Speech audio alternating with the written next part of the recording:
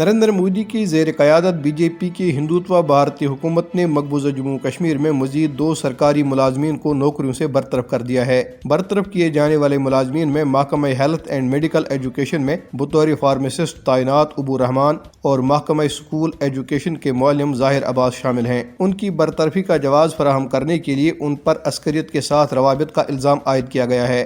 بھارتی فوجیوں نے سری نگر شہر کے علاقوں بٹہ مالو اور زینا کوٹ اور پلوامہ کے علاقے ترال میں محاصرے اور تلاشی کی تازہ کارروائیاں کی اور گھروں پر چھاپے مارے۔ اسی طرح کی کارروائیاں کپواڑہ، بارامولہ، بانڈی پورہ، شوپیاں، ادھمپور، ڈوڈا، کشتواڑ، راجوری، پونچھ اور کٹھوا میں جاری ہے۔ تلاشی کی کارروائیوں کے دوران اب تک درجنوں نوجوانوں کو گرفتار کیا جا چکا ہے۔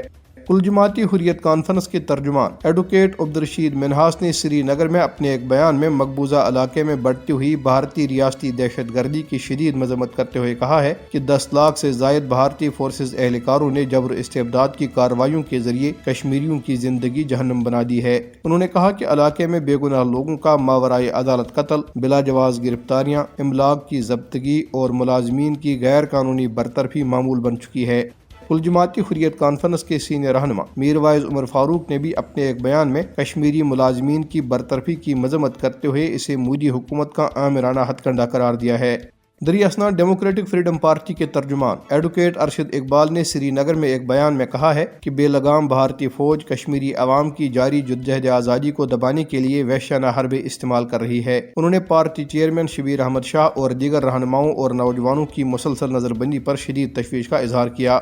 آزاد کشمیر کے دارالحکومت مظفر آباد میں پاسبان حریت کے زیر اہتمام بھارتی جیلوں میں قید کشمیریوں کی تصاویر کی نمائش شروع کر دی گئی۔ نمائش اور احتجاجی کیمپ میں کئی برسوں سے بھارتی قید کاٹنے والے کشمیریوں کی تصاویر آویزاں کی گئی ہیں۔ نمائش میں آزاد کشمیر کے وزرائے حکومت، مختلف سیاسی مذہبی جماعتوں کے رہنماؤں، وکلاء، تنظیموں کے عہدیداروں، تاجر انجمنوں کے قائدین، صحافتی تنظیموں کے نمائندوں، سول سوسائٹی ممبران اور کارکنوں سمیت کئی شہریوں نے کشمیری اسیران کی رہائی کے لیے منعقدہ کیمپ کا دورہ کیا۔